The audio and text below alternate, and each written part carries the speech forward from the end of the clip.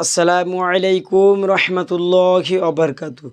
প্রিয় শ্রোতামণ্ডলী, আজ আমি আপনাদের নিকটে বলবো সফর মাসে গুরুত্বপূর্ণ ইবাদত নিয়ে, ফাজিলতপূর্ণ ইবাদত নিয়ে।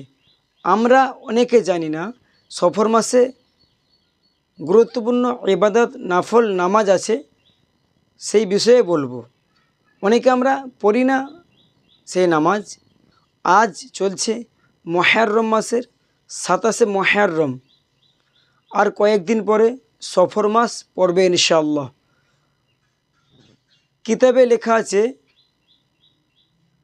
সফর মাসের প্রথম তারিখে, অর্থাৎ একই সফরের মাগরিবের পরে এশার নামাজ পড়ার পূর্বে, এশার নামাজ পড়ার আগে 2 রাকাত করে 4 রাকাত নফল নামাজ পড়তে হবে। নফল নামাজের নিয়ত হলো এই নিয়ত: নাওয়াইতুয়ান উসাল্লিয়া লিল্লাহি তাআলা রাকাআতাই সলাতিন নাফলি মুতাওয়াজ্জিহান ইলা জিহাতিল কাবাতিশ শরীফাতি আল্লাহু আকবার। এই নামাজ এই নিয়মে পড়তে হবে। প্রথম রাকাতে সূরা ফাতিহা পড়বেন। সূরা ফাতিহার পরে 11 বার সূরা ইখলাস, অর্থাৎ কুল হু আল্লাহু আহাদ আল্লাহুস সামাদ লাম ইয়ালিদ ওয়ালাম ইউলাদ ওয়ালাম ইয়াকুল লাহু কুফুয়ান আহাদ, এই সূরাটি 11 বার পড়বেন। এইভাবে প্রথম রাকাত কমপ্লিট করবেন। তারপরে দ্বিতীয় রাকাতে আবার সূরা ফাতিহা পড়বেন, তারপরে সূরা ইখলাস 11 বার পড়বেন। এইভাবে 4 রাকাত পরিপূর্ণ করবেন, কমপ্লিট করবেন।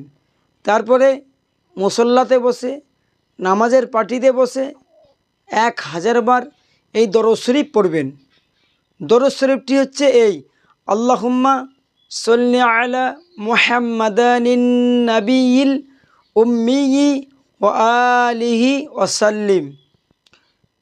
এবং এই নামাজের ফাজিলত হচ্ছে, গুরুত্বপূর্ণ বিষয় হচ্ছে, যদি কোনো ব্যক্তি এই নামাজ পড়ে, এই আমলগুলো পরিপূর্ণভাবে করে, তাহলে আল্লাহ তাআলা সেই ব্যক্তির জীবনের পূর্বের সমস্ত গুনাহ মাফ করে দেবেন। ধরুন আপনার বয়স 25 বছর, আপনি 25 বছরের আগে যা গুনাহ করেছেন সমস্ত গুনাহ আল্লাহ তাআলা ইনশাআল্লাহুল আযীম ক্ষমা করে দেবেন। এবং সেই ব্যক্তি রাসূলুল্লাহ সাল্লাল্লাহু আলাইহি সাল্লামকে স্বপ্নে যোগে দিদার করবেন, জিয়ারত করবেন ইনশাআল্লাহুল আযীম। ওমা তাওফিকা ইল্লা বিল্লাহ। আল্লাহ তাআলা আপনাকে, আমাকে, আমাদের সকলকে সফর মাসের এই নফল নামাজটি পরিপূর্ণভাবে আদায় করার তৌফিক দান করুক। ওমা আলাইনা ইল্লাল বালাদ। আসসালামু আলাইকুম রহমতুল্লাহি ওয়া বারাকাতুহু।